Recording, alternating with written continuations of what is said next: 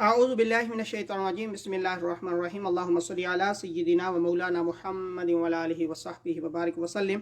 आजकल बहुत लोग सवाल कर रहे हैं कि क्या हम वैक्सीन रोज़े के दौरान ले सकते हैं, नहीं ले सकते, इससे क्या रोज़ा टूट जाता है, नहीं टूट जाता। तो मेरे भाई याद रखें कि ये जब कुरान मुकम्मल हुआ, अहादीस पाक मुकम्मल हुई, तब तो ये मसला ही नहीं था। ये बात की याद है आका अलैहिस्सलातु वस्सलाम के ज़ाहिरी हयात के ज़माने और सहाबा इकराम के ज़माने में ये इंजेक्शन और ये वैक्सीन थी नहीं, ये बात की याद है। अब जैसे जैसे नए मसाइल आए, उलमाए हक़ वो अल्हम्दुलिल्लाह इस पर क़यास करके अपने दलाइल के साथ वो इस पर फतावाजात देते रहे और रहनुमाई करते रहे। इसी तरह आजकल भी उलमा के दो तबकात हैं।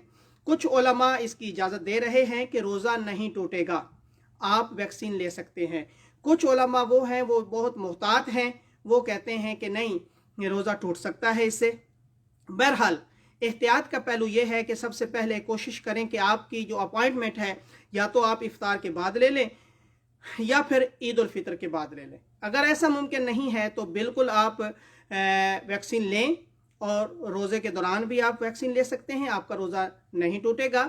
और एहतियात का पहलू ये है कि फिर दौरान रोज़ा वैक्सीन भी ले लें, रोज़ा भी रखें, उस दिन का रोज़ा भी ना छोड़ें और ईद के बाद एक एक्स्ट्रा रोज़ा जो है वो भी रख लिया जाए, इस नीयत के साथ कि मौला तू बेहतर जानता है, ये सारे मामलात मैं तेरे स्पुर्द करता हूँ।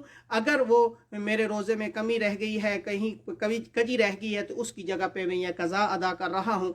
अल्लाह रब्बुल इज़्ज़त हमें अमल करने की तौफीक इनायत फरमाए। ये याद रखें कि दोनों तबकात, दोनों उलमा और स्कॉलर्स जो इजाज़त दे रहे हैं और जो इजाज़त नहीं देते, दोनों के दलाइल और कयास मजबूत हैं, उनकी बुनियाद मजबूत है। हम दोनों की कदर करते हैं और क्योंकि कोशिश करके, मेहनत करके अपने दलाइल के साथ वो बात करते हैं और अपनी राय देते हैं।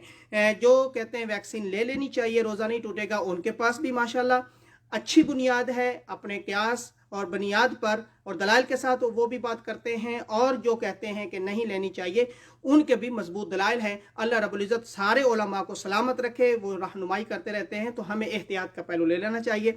अल्लाह रब्बुल इज़्ज़त हमें अमल करने की तौफीक इनायत फरमाए। अस्सलामु अलैकुम व रहमतुल्लाहि व बरकातुहू।